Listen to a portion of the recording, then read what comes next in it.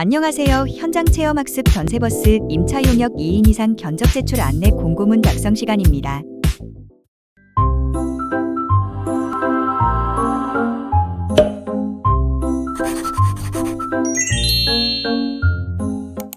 제가요, 이번에 전세버스 임차 용역 계약 업무를 맡게 됐는데요. 경험도 없고 이해도 안 되고 너무 부담스러워요. 백 선생님, 제발 도와주세요. 별별 초등학교 현장 체험학습 전세버스 구출 대작전 고고고! 공정한 계약의 시작, 바로 공고문 작성입니다. 오늘은 별별 초등학교에서 진행할 현장 체험학습 전세버스 임차 용역 공고문을 직접 작성해 보면서 공고문 작성의 핵심을 짚어보는 시간을 갖겠습니다. 이번 시간 우리가 다룰 학습 내용은 크게 두 가지입니다. 첫 번째는 계약의 방법을 경쟁 형태별로 구분하는 것입니다. 공고문은 계약 방식에 따라 내용이 달라지기 때문에 어떤 경쟁 형태로 계약을 진행할지 명확히 이해하는 것이 중요하겠죠. 그리고 두 번째는 공고문 작성 실제입니다.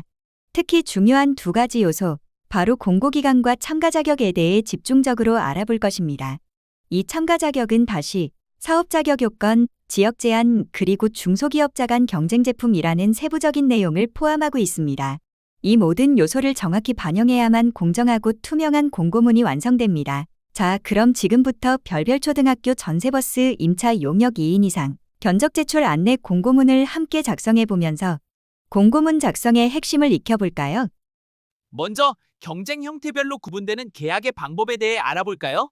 지방계약법에서 계약은 금액과 상관없이 입찰이 원칙입니다. 입찰은 경쟁 입찰이라고도 하며 사전에 정한 기준에 따라 가장 적합한 업체를 낙찰자로 선정합니다. 적격심사, 제안서, 평가 등이 대표적이며 과거에 쓰이던 최저가 낙찰제는 폐지되었습니다. 입찰 방식으로는 일반 경쟁 입찰, 지명 경쟁 입찰, 그리고 실적이나 지역 등을 제한하는 제한 입찰이 있습니다. 이때 입찰과 관련된 공고는 모두 지정정보처리장치, 즉 나라장터 같은 전자 시스템에 등록됩니다. 여기서 지정정보처리장치란 지방자치단체가 입찰과 계약 사무를 전자적으로 처리할 수 있도록 행정안전부 장관이 지정, 고시한 전자 시스템을 말해요. 나라장터 G2B, 학교장터 S2B, 급식 조달 시스템 NEAT 등이 해당됩니다. 다만 지방계약법상 허용하는 경우 수의계약이라는 예외가 인정됩니다. 수의계약은 계약 당사자를 정하는 방법에 따라 두 가지로 나뉩니다. 1인 수의는 단일 견적을 받지만 시장 가격 및 품질을 비교하여 계약 금액을 결정하는 방식입니다.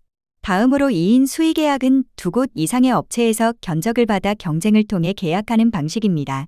공고와 경쟁으로 투명성과 공정성을 확보합니다. 2인 수의와 입찰의 공통점은 지정정보처리장치에 공고문을 올린다는 거네요. 별별 초등학교 현장 체험학습 전세버스 임차 용역 2인 이상 견적 제출 안내 공고문 개요를 살펴볼까요? 필요한 버스는 30대, 기초금액은 2,310만 원입니다. 추정 가격은 2,100만 원이네요. 금액 기준에 따라 별별 초등학교는 2인 이상 견적 제출 안내 공고를 해야 합니다. 그렇다면 추정 가격 2,100만 원의 낙찰하한율은 얼마일까요? 2인 수의계약은 추정 가격에 따라 낙찰하한율은 90%와 88%로 구분되는데요. 별별 초등학교는 88%가 적용됩니다. 전세버스 임차 용역 2인 이상 견적 제출 안내 공고문 작성 시 가장 기본적으로 확인해야 할 두 가지를 알려드리겠습니다. 공고문 작성에서 가장 먼저 확인할 것은 바로 공고 기간입니다.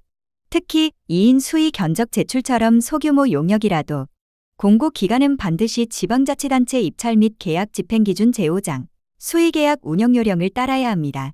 여기서 중요한 점, 공고 기간은 공휴일과 토요일을 빼고 최소 3일 이상이어야 하고 지정정보처리장치에 게시되는 실제 일수를 기준으로 합니다. 두 번째는 참가 자격입니다. 참가 자격은 반드시 관련 법령과 내부 기준에 맞게 필수 조건 3가지를 꼼꼼히 확인해야 합니다. 참가 자격 요건이 미비하면 자격을 갖춘 업체를 걸러낼 수 없어 공정성이 떨어지겠죠. 그러면 별별 초등학교 공고문을 살펴볼까요? 공고일은 6월 4일, 견적서 제출 기간은 6월 5일부터 6월 10일까지. 겉으로는 문제가 없어 보여도 계산해보면 다릅니다.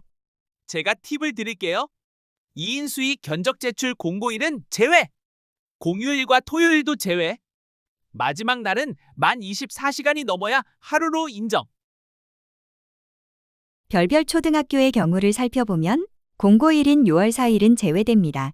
주말과 공휴일 빼면 실제 남는 건 6월 5일과 6월 9일. 마지막 날인 6월 10일은 24시간이 안 되면 하루로 못 칩니다. 결국 공고 기간이 2일밖에 안 되네요.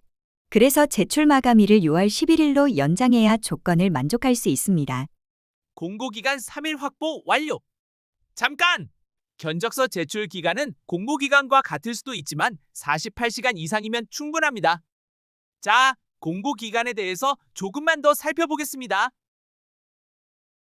시행령 제35조 입찰 공고의 시기에 대한 개념을 알아보겠습니다. 입찰 공고는 제출 마감일의 전날부터 기산하여 7일 전에 해야 하며 토요일과 공휴일은 포함되고 공고일은 제외입니다. 2인 수위의 공고기간은 공고일은 제외하고 토요일과 공휴일을 제외한 3일 이상입니다. 여기까지! 공고기간에 대한 설명은 이것으로 마칠게요. 참가 자격을 정하고자 할 때에는 반드시 세 가지를 꼭 확인해야 합니다. 현장 체험학습 전세버스 임차 용역 자격 요건으로는 여객 자동차 운송사업 면허를 소지한 업체가 해당됩니다. 지역 제한은 지역으로 제한하기도 하고 인접시군 또는 경기도 전체로도 확대할 수 있습니다. 전세버스는 2022년부터 중소기업자 간 경쟁 제품으로 지정되었기에 소기업 소상공인만 견적서를 제출할 수 있습니다. 추정 가격을 기준으로 계약방법과 참가 자격을 반드시 확인해야 합니다. 직접 생산 확인 증명서는 견적서 제출 마감일 전일까지 발급된 것으로 유효기간 내에 있어야 합니다. 중소기업 벤처부에서 지정고시한 품목은 공공구매 종합정보 사이트에서 확인 가능합니다. SMPP 공공구매 종합정보망 사이트에서 대상 품목부터 확인해 볼까요? SMPP 법령정보 28번 첨부 파일, 품목을 확인할 수 있습니다.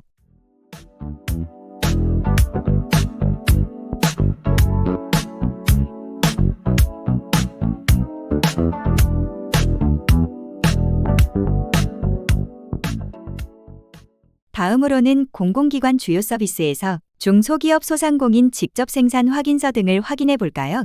SMPP 로그인, 공공기관 주요 서비스, 확인서 증명서 정보, 업체 정보 확인,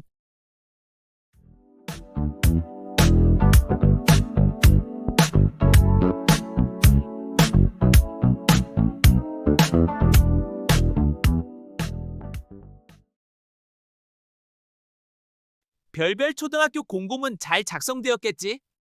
이제 최근 유사 공고문을 참고하여 작성한 별별 초등학교의 공고문을 체크해 볼까요? 공고기간 6월 11일로 수정해야겠네요. 개찰 결과 낙찰자가 면세사업자인 경우 부가가치세를 차감한 금액으로 계약한다는 내용이 잘 들어가 있네요. 용역 내용과 차량 운행 일정이 구체적으로 잘 들어가 있네요. 추정 가격 2,100만 원의 사업이므로 낙찰화한율 88%로 수정해야겠네요. 견적서 제출 참가 자격이 잘 작성되었네요. 입찰이 아닌 2인 이상 견적 제출, 즉 수의계약에 해당하므로 입찰 보증금은 납부받지 않는다는 문구로 수정해야겠네요. 예정 가격의 90%를 88%로 수정하면 되겠네요. FAQ 자주 묻는 질문. 공고문 작성 시 궁금한 점이 있다면 FAQ를 통해서 정리하시기 바랍니다. 견적서 제출 참가 자격을 잘못 공고했어요. 중대한 실수에 해당하므로 원래의 공고를 취소하고 새로운 공고를 해야 합니다. 내부 결제 득한 후 나라장터 취소 버튼 꾹 누르면 공고 참여했던 업체에 자동으로 통지됩니다. 법령을 잘못 표기했어요. 경미한 하자에 해당하므로 정정 공고합니다. 공고기간은 남은 일수에 더하기 5일을 해야 합니다. 지역 제한의 인접시군 의미가 궁금해요. 그 지역과 행정구역상 경계선이 접해 있는 다른 시군을 의미합니다. 성남 지역을 예를 들면 경계선에 있는 하남과 광주가 인접시가 됩니다. 지정 정보 처리 장치에 입력한 날짜와 공고문의 날짜가 달라요. 지정 정보 처리 장치 개시일과 입찰 공고일이 다른 경우에는 개시일이 우선합니다. 나라장터 G2B 시스템. 입찰 공고 목록에서 유사 공고문을 참고할 수 있습니다.